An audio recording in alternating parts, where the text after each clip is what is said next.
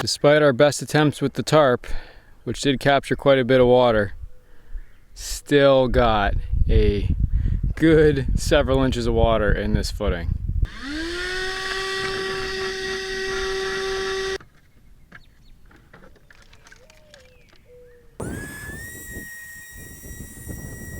It's finally pour day. It's a brisk Monday morning here at the new property. I've untarped all of our perimeter footing. I've untarped the middle to find a little bit more water in it, dealt with that. But I'm gonna put all of our vertical rebars in, clean some of these leaves out of this thing, and I think we're gonna be ready to pour. So the truck is scheduled between 12 and 1 today. I still gotta call and confirm, but our neighbor Dale's gonna come over. He's a retired home builder. He's poured one or two of these footings before in his life, so he's gonna come help me and Elena spread the concrete around, and hopefully we have a successful pour. Morning, this is Alex Walsh. I'd called for a will call order today. I just wanted to confirm it. Should be good to go. I can give you some more details. 6 yards, 3,000 PSI, 4-inch slump. Typical footing mix, really. It's for footings. Yep. Gotcha. Okay, and I got a little mini hopper to hook onto the end of the chute to help direct it down in. You've got hooks on the end of the chutes, right? Should. Okay. It's front loader truck or rear load? Right now, I don't know what it's gonna be. Okay, gotcha. Does the driver call or anything with a heads up, or do you just show up? Pretty much just shows up. I can call you when I'm loading it, or call you if it's gonna be running behind, but I don't see that it should be running behind. Cool, call if you have any questions, thank you. All right, concrete's ordered, there's no turning back now. Got to get my vertical rebars in, get my horizontals up on chairs, and Elena and Dale should be showing up here in a couple hours. Before I set these vertical rebar in, I'm putting these orange rebar caps. Got a pack of like 50 on Amazon for 20 bucks. Simple safety measure, helps make sure we don't get impaled if we happen to stumble and fall into the trench on top of one of these sharp pieces of steel. Here at Mason-Dixon Acres, safety first. To support my horizontal rebar, I'm using these preformed wire chairs. They hold the bars about 6 inches apart, and I'll have these centered in the footer. Here's an example of that, and I will put rebar ties around the joints so that the rebar can't accidentally slip and fall off during the pour.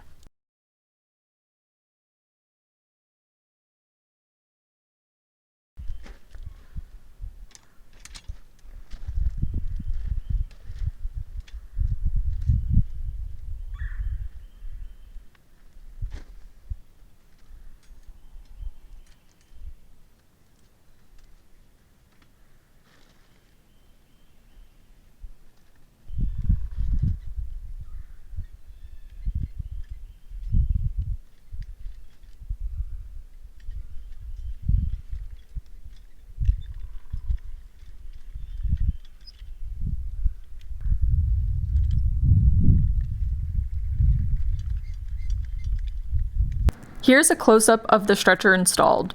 The hole is centered on the stretcher and they're placed every 4 feet on center. At the corners, the holes are in the center of where the block will be. That's 4 inches from the face of each outside wall.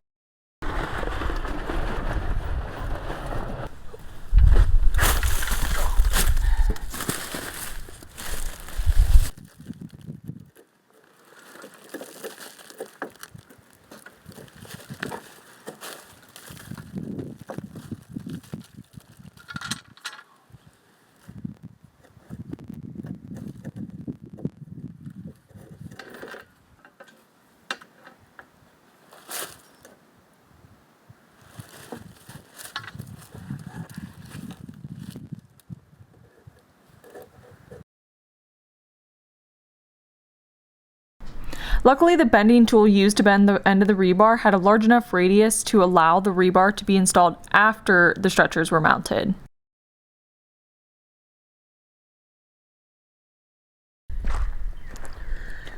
Scale of 1 to 10, how nervous are you? What's the highest? 10. I think it's like a 5. You're a 5? I'm not that nervous. What about you? I'm probably like a 7 actually. I'm pretty nervous. You're nervous? About what? I'm pretty nervous. Concrete waits for no one. I don't know. After watching Paul Marshall's video, I feel a little bit better about it, even though his entire video was like a time lapse. Thanks, Paul. Thanks, Paul. Well, we got all our vertical rebars in. We got our horizontals up on chairs. Elena's tried to use a leaf blower, but the thing is garbage, so we ended up just picking the leaves out by hand, just to be sure. And that was my job, of course. Of course. Got the water out of the center footing. I think we're ready to go. Dale's here. He's actually waiting at the end of the road, just in case the concrete truck shows up. Our driveway's pretty easy to miss, so Dale's gonna be down there directing. But it's definitely a bit of a nerve-wracking feeling, sort of like a calm before the storm, because you know this time-sensitive material is about to show up in a very large quantity that we gotta be able to handle and spread effectively and do the right thing, because once it's set, it's set. Gotta hydrate before all the activities begin. It's actually a lot warmer out than we were thinking, so I'm pretty happy about that. Should not be getting cold down in the trench. Definitely won't be getting cold. It would definitely be sweating. This is gonna be a 6-yard pour.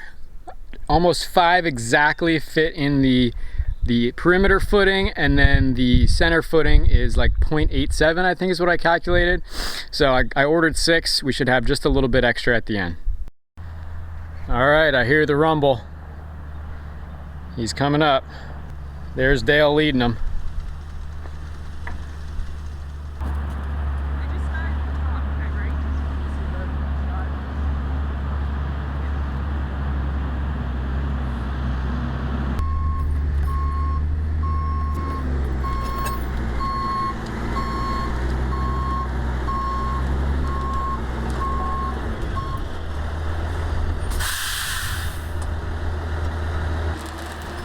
We initially requested a 4-inch slump, but after talking with the driver and sharing that we wanted to use the hopper, he recommended going with something a little bit wetter to improve the flow. We ultimately ended up with about a 5 to 5.5 inch slump. At first, Dale helped direct the chute into our form, while Alex kind of helped guide the concrete into the form, and I came behind and screeded using a 2x4. Screeding is essentially just leveling out the concrete using a 2x4. Pouring with just the chute resulted in a lot of splattering and wasted concrete. Once we added the hopper, the pour went a lot smoother.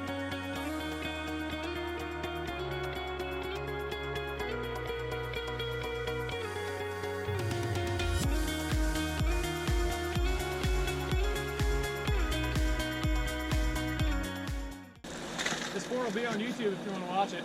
Oh yeah? Mason-Dixon Acres. Mason-Dixon Acres. I'll probably watch it. They're right on the Mason-Dixon Acres. Oh, okay. You're not a concrete man, what are you by trade? I'm a mechanical engineer. Oh, you are? Yeah. I sit in a cubicle. Don't worry, I can't wait to get out. What do you want to do then? Besides sit in the cubicle? Maybe construction. I don't know. No, don't do that. I don't know. Don't do that. No, don't do that.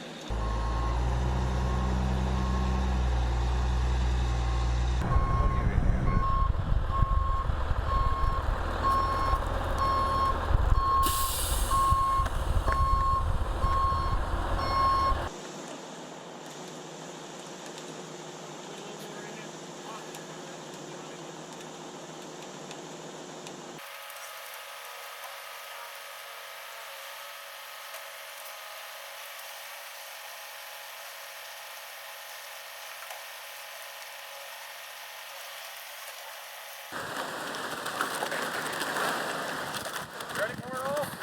I think so. Give it a shot. Hey, can you come with the shovel? The what? That's all right, you can keep filming. The what?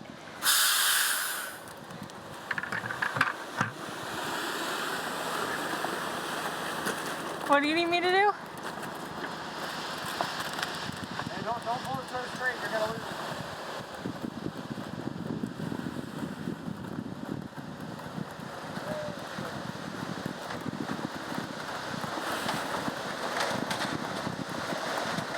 Grab a hold of that one. Yeah. You want to just put the rest of that down there? Or? Yeah, empty it all in here. Right, you're going to have to drag it. Oh, yeah. Well, here, can you lift it up real quick? I want to put the feet on so it's a little bit easier.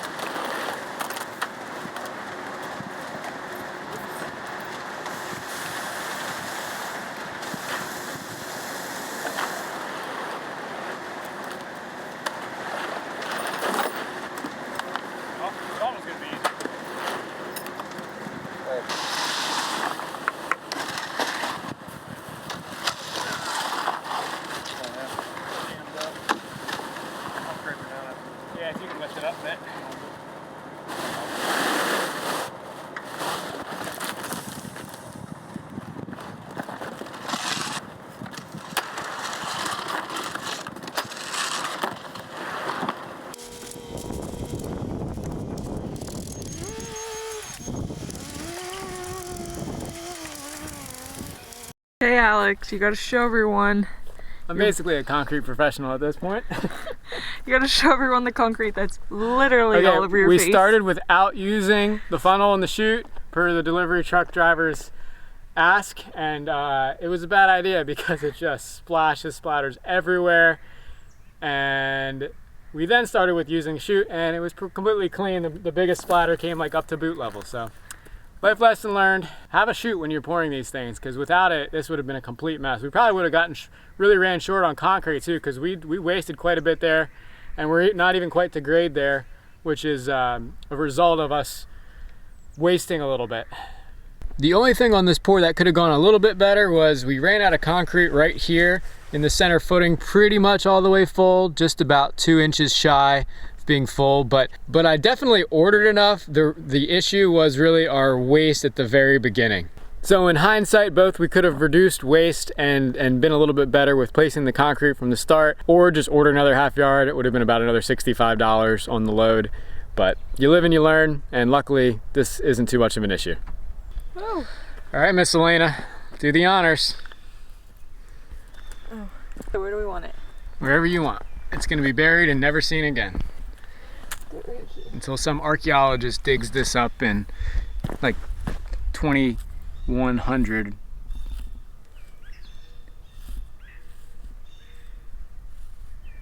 Oh, you get to put your initial first. What is this? My initial goes first. Okay, put the year. I'm just gonna put 22. Oh, look at that. Yay! Woo! Let's see your concrete face. Mine's not as bad as yours. That's a good concrete face. Oh man, I had my nice sunglasses on when I started this, and they got completely covered in splatter. Luckily, I detoured midway pour to dunk them in the bucket and put these old ones on. Just about screed it over the whole top. Not too bad for first timers, I would say. Definitely very back-breaking work, but I think we're about done. I'm gonna take these stringers or stretchers off here shortly and smooth underneath them, because that's gonna be a bit of a messy point. But overall, I'm pretty happy with how today went.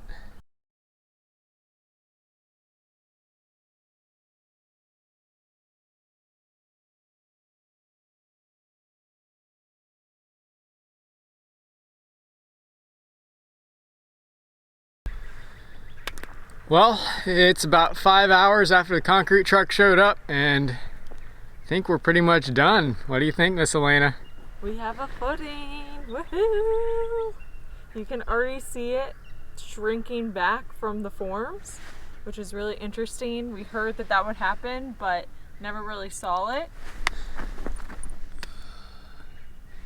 Yep, you can already see how it's starting to pull away there. So our form shouldn't be too hard to get off. Now that we're all done, does your 5 scariness rating pan out to what you thought it would be? I might have been a little bit higher as soon as we got started. When that truck shows up, there's no turning back. Yeah, and the first thing the driver said was like, you should have requested a front, what do you say, a front loader? A front loading truck. A front loading truck, and the one that he had was a back loading truck, and I was like, oh, this is gonna be interesting. So right out of the gate, I was a little bit scared when they got out of the truck and started talking to us, but after we started pouring, it kind of felt pretty natural, and all of the YouTube videos definitely paid off. Towards the end here, these last few stretchers I took off really was getting tough to work the concrete. It's amazing how quickly this stuff sets up and how hard it gets. Here's the run where we did not use the hopper. See what's on the side there? And this is a run where we did use the hopper. Much, much less spillage.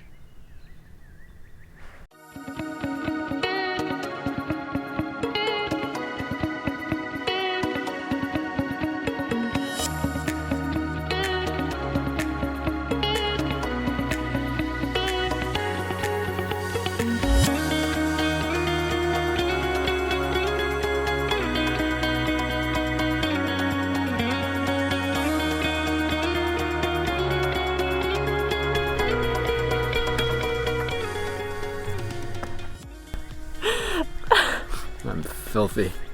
You could literally see the outlines. This is all from the very first side where we did not use the hopper. Oh my gosh, you can see the outlines of your sunglasses. I have a tan line. So we have taken the very first step into building our house.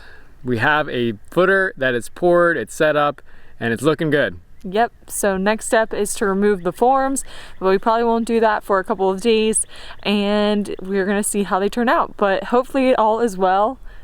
Yep. Good first signs. We have block mason crews coming in about 2 weeks. That should be a one-day job if all goes well. I think they're gonna bring about 6 or 7 guys, and this is around 600 blocks for this foundation. It's 5 courses high. Yep, so stay tuned. Thank you so much for watching. Make sure to give us a thumbs up, subscribe to our channel, and we'd appreciate it if you share our channel or our journey with a friend. So, thanks again. See ya.